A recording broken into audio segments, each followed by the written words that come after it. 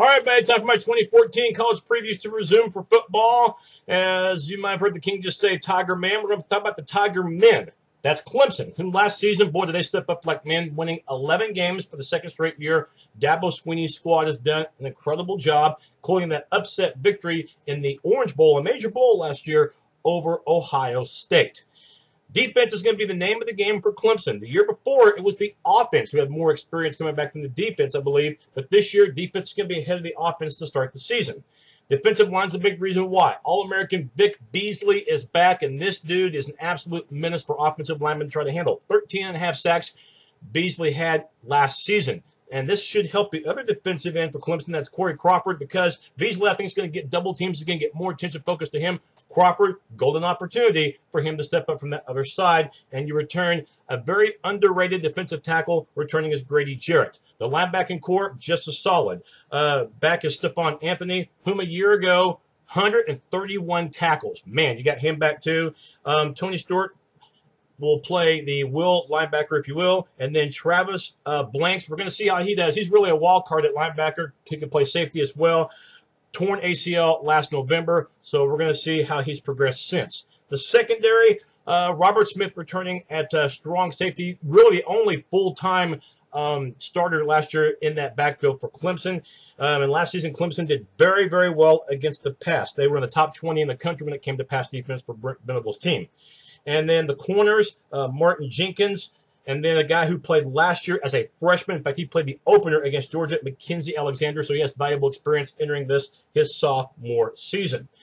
Offensively for Clemson, now, this is an area that's a little shaky. In fact, it's very shaky because you lose so many playmakers to the NFL.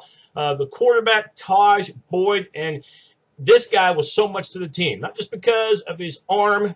That was obvious, but because, too, he could scramble. He was a game breaker. So now you're going to bring in a guy who's not quite like that, but is accurate, just as accurate as Boyd was, and that is Cole Stout. Yes, Cole Stout, the son of Cliff Stout, who is Terry Bradshaw's backup back in the late 70s for Pittsburgh. That's how old I am. I can actually remember Cliff Stout with the Steelers and also, too, in the United States Football League.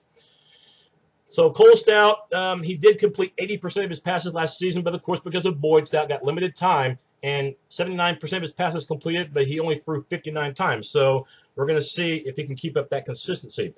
The running game will definitely miss Roderick McDowell, who was a 1,000-yard rusher a year ago. Zach Brooks and looks like DJ Howard are your most experienced backs. But really, the guys you got to be fired up about for Clemson is the speedster C.J. Davidson and a guy who can emerge out of nowhere who redshirted last year, Wayne Gallman. Remember that name, Wayne Gallman. The receiving core, boy, oh boy. Sammy Watkins, he was one of the best receivers we've seen in a long time nationwide. You lose him, but you lose Martavis Bryant. So the receiving core, just like the running game, is going to have new faces back there. So we'll see how Adam Humphries, how Mike Williams, how they step into that role. Offensive line-wise for Clemson, majority of the starters back, including, I think, the anchor, the center position in Ryan Norton. But you do lose Brandon Thomas. He's moved on. The special teams for Clemson, punter returns, but the kicking department not as experienced. The schedule for Clemson, really the first half of it tells us everything we need to know, especially from the get-go. The rematch with Georgia, a high-scoring game a year ago, won by Clemson, but the rematch is between the hedges at Athens. That's going to be a tough one. And then after you play a virtual nobody in South Carolina State the following week, you get 2 weeks to prepare for that rematch in which Florida State handed Clemson their worst home loss ever. This year's game's in Tallahassee. Obviously, Florida State's going to be a double-digit favorite, but I would not think it's going to be another one of those 51-14, whatever type blowouts it was a year ago at Clemson. Florida State just humiliated the Tigers last year. And then the game after that, it could be a sleeper against North Carolina. I'll explain why in a little while. And then the rest of the schedule, other than that Louisville game on October 11th, at home, by the way, eases up all the way until the end of the year. November 29th, you host South Carolina. The Gamecocks have won double digits in this rivalry every year since 2009. That's right, 2008 is the last time Clemson beat South Carolina. That's hard to believe. Best case scenario for Clemson, I could see 11-1 happening for this team because defense wins leagues. And other than the Florida State game, they could very well win all of them, okay, including the Georgia game.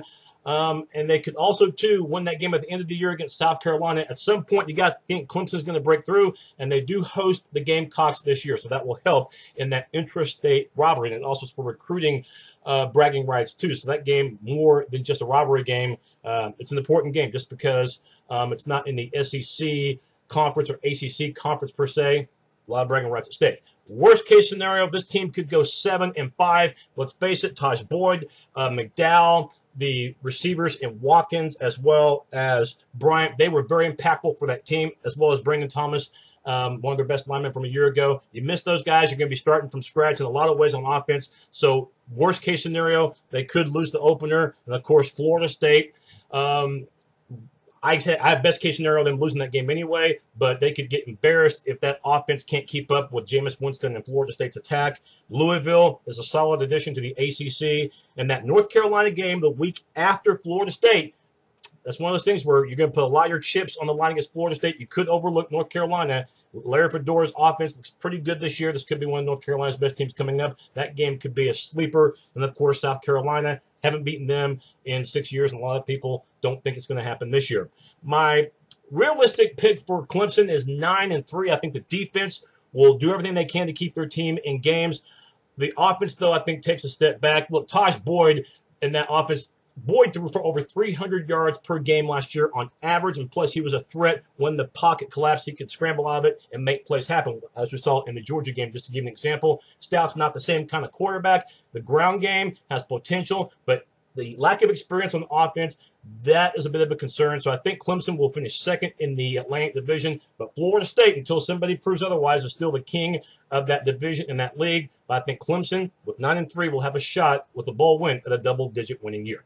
That's my look at Clemson. We'll have another preview soon. Thanks, everyone.